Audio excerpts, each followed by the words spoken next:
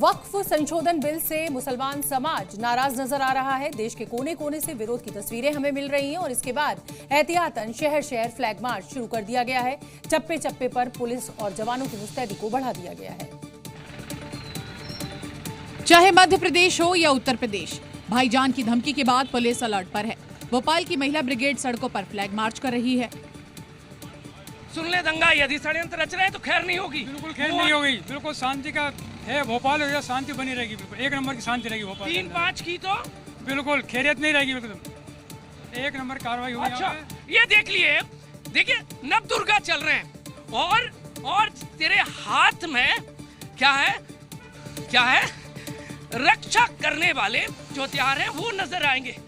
ये देख लिए, नारी तू नारायणी है, नवरात्र है और ऐसे में भोपाल की सुरक्षा के लिए जहां तक आप नजर पसारेंगे वहां तक ये दुर्गा के अवतार महिलाएं नजर आ रही हैं। कुछ ऐसी ही तस्वीर उत्तर प्रदेश के भी अलग अलग शहरों से आई है। लखनऊ, संभल, बरेली, हापुड़ की ये तस्वीर भड़काऊ गैंग के लिए वार्निंग है। सीएम योगी पहले ही कह चुके हैं कि यूपी में हिंसा भड़काने वालों का अच्छे से इलाज होगा। ऐसे में तमाम जिलों के पुलिस को अलर्ट पर कर दिया गया है। संवेदनशील इलाकों में फ्लैग मार्च किया जा रहा है और ड्रोन कैमरों से यहाँ निगरानी रखी जा रही है।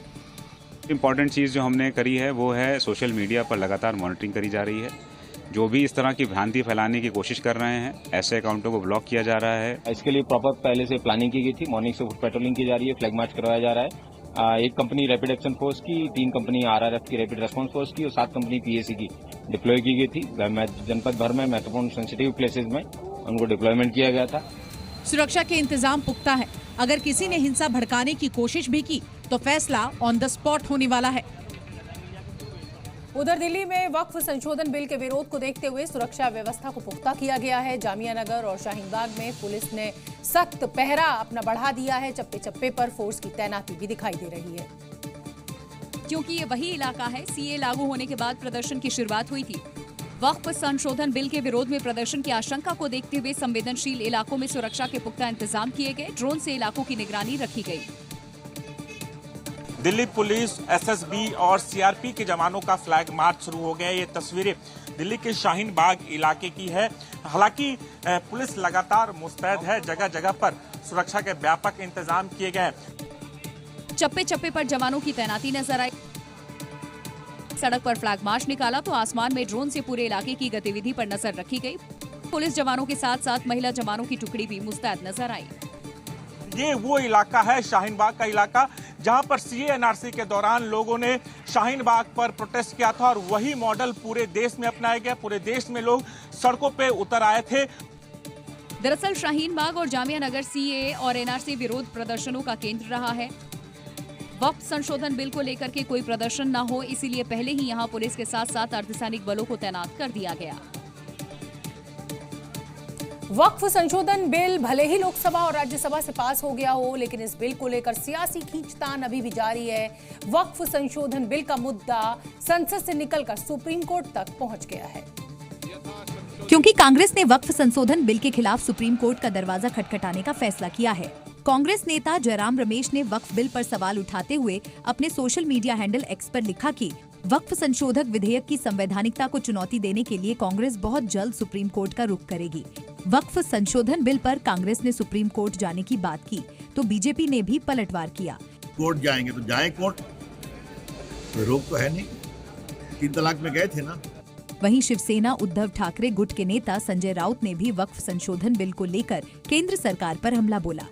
नाम तो लिया है मुसलमानों की संपत्ति की रक्षा करने का, जमीनों की रक्षा करने का, इसलिए वक्फ बोर्ड में अमेंडमेंट लाया। लेकिन बेसिकली उनका लक्ष्य है 2 लाख करोड़ की जो संपत्ति है, ज्यादा जमीन है, उनके ऊपर उनका ध्यान ज्यादा है। इसके अलावा एआईडीयूएफ के मुखिया बदरुद्दीन अजमल ने भी वक्फ संशोधन बिल के विरोध में बड़ा आंदोलन करने और गांव-गांव जाकर प्रदर्शन करने की चेतावनी दी।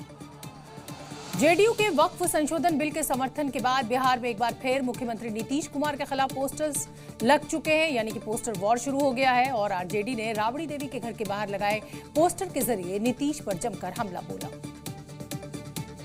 और आरजेडी की तरफ से लगाए गए इस पोस्टर में बिहार सीएम नीतीश कुमार को आरएसएस का कार्यकर्ता बताया गया है। सीएम नीतीश कुमार के खिलाफ ये पोस्टर पूर्व मुख्यमंत्री राबड़ी देवी के घर के बाहर लगा है, जिसे आरजेडी नेता आरिफ जिलानी की तरफ से लगाया गया है।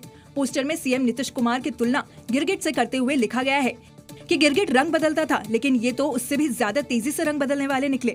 आरजेडी नेता आरिफ जिलानी ने इफ्तार पार्टी को लेकर भी सीएम नीतीश पर हमला बोला और पोस्टर के जरिए सीएम नीतीश पर आरोप लगाए कि उन्होंने इफ्तार देकर मुस्लिमों को ठगा और ईद में टोपी पहनकर लोगों को टोपी पहनाई। इतना ही नहीं, पोस्टर में नीतीश कुमार पर वक्फ संशोधन बिल और एनआरसी को लेकर भी धोखा देने का आरोप लगाया।